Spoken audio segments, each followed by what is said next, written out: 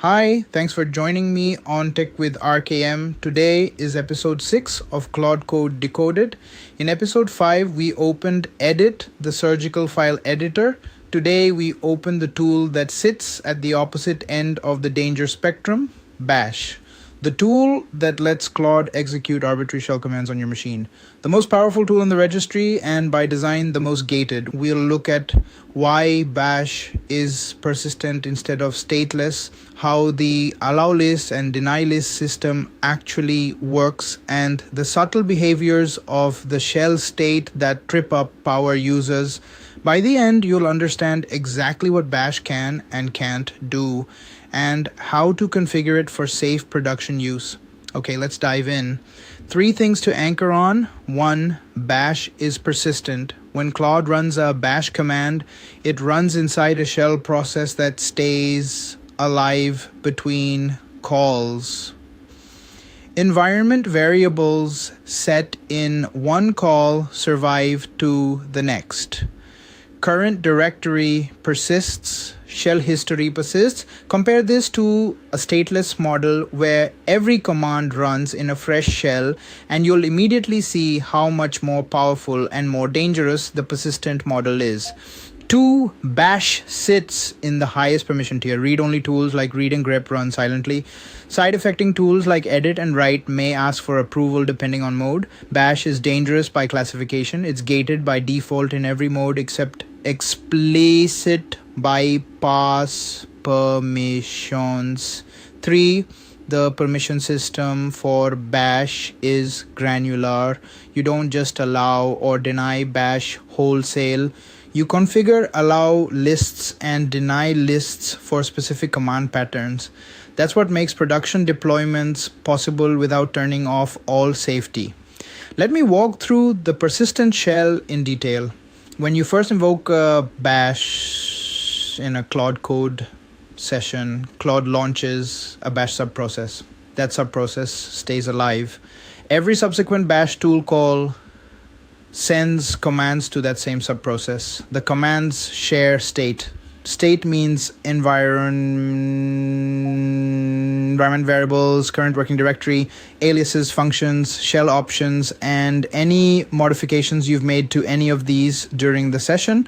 This is powerful because you can do multi-step workflows without repeating setup. Set an environment variable in call 1, use it in call 2, change directory in call 1, list files in call 2, source a config file in call 1, use the loaded variables in call 2. You can build up state incrementally, which mirrors how a human uses a shell. But this also means state leaks between operations. If a previous command left the shell in an unusual state, the next command inherits that state. If a command aborted mid-execution, environment might be inconsistent. If you set a shell option to non-default in call 3, calls 4, 5, and 6 all inherit that option.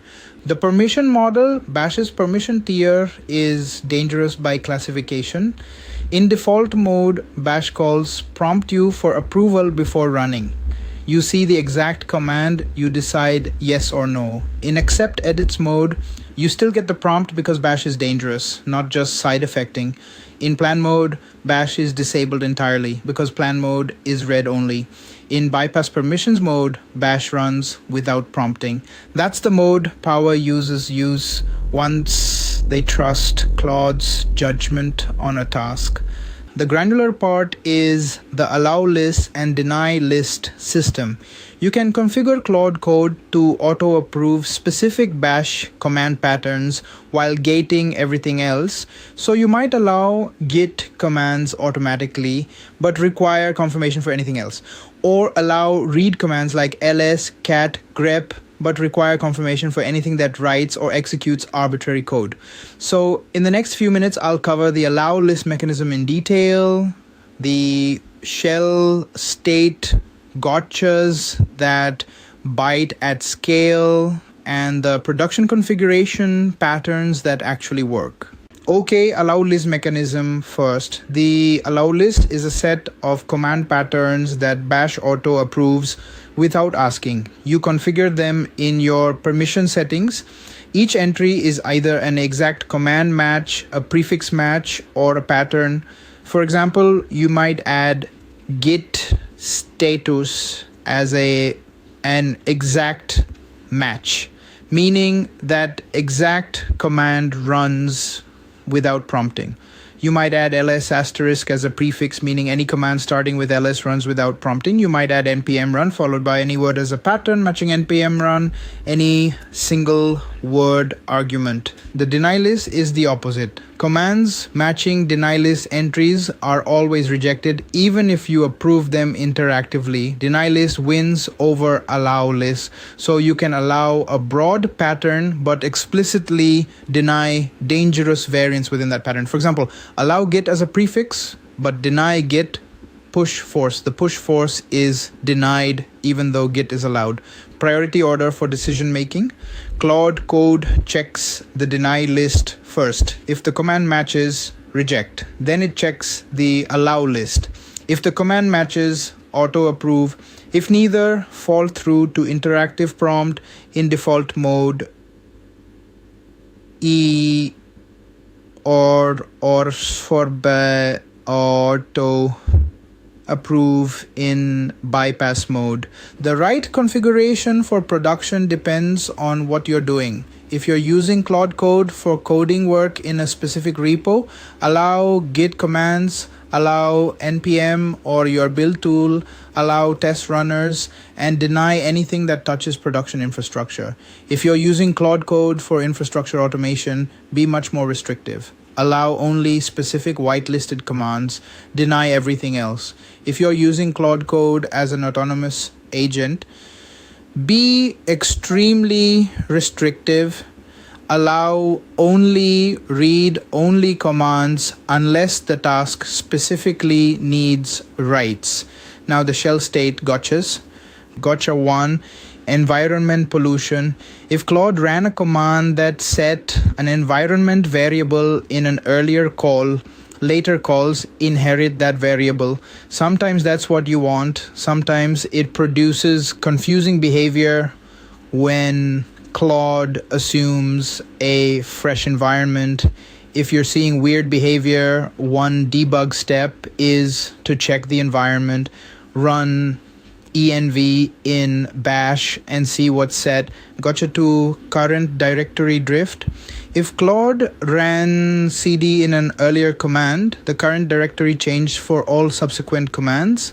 That can hide files. Grep might look in the wrong place. Read might not find what you expected. Run pw in bash if you suspect this, or explicitly cd back to your project root before doing anything sensitive. Gotcha 3. Aliases and shell options. If Claude sourced a config file, aliases got loaded. If those aliases redefine common commands like ls or rm, later behavior can be surprising. If Claude set shell options like irexit or pipe fail during a call, they persist. This one is subtle but real. Gotcha 4. Background processes. If Claude ran a command with ampersand backgrounding, that process might still be running. If you don't clean it up, it consumes resources. If you fork bomb accidentally, you're in trouble. Be intentional about background execution. Gotcha 5. Output truncation. Bash returns command output to Claude, but there's a size limit. If a command produces a lot of output, it gets truncated. Claude then makes decisions based on incomplete information. If you're running commands that produce a lot of output, redirect to a file and read the file instead, or pipe through head to bound the output. Now, production configuration patterns. Pattern 1, allow list plus explicit deny. Start with a deny all default. Add allow list entries for the commands you need. Add explicit deny entries for known dangerous variants of allowed commands. This is the safest starting point. Pattern 2, per project overrides. Global permissions apply everywhere. project specific permissions layer on top, so you can have restrictive defaults and allow more inside specific trusted projects. Pattern 3, session mode escalation. Start in default mode with restrictive permissions. If you need to do more, temporarily escalate to accept edits or bypass, do the thing, then drop back. Don't leave yourself in bypass mode chronically. Pattern 4, per invocation escalation. Claude Code supports a dangerously skip permissions flag on individual invocations for CI or automation contexts. Use sparingly with explicit intent. Quick recap. Bash is persistent, state survives across calls. It's the highest permission tier. Allow lists and deny lists give you granular control. Deny always wins over allow.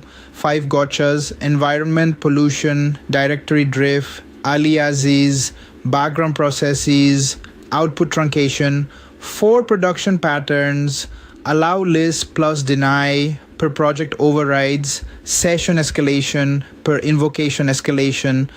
Tomorrow /commands series episode 4 /model plus /permissions. The 2 commands that change how Claude behaves inside the session. Subscribe so you don't miss it. Drop a comment with your favorite bash gotcha. See you tomorrow.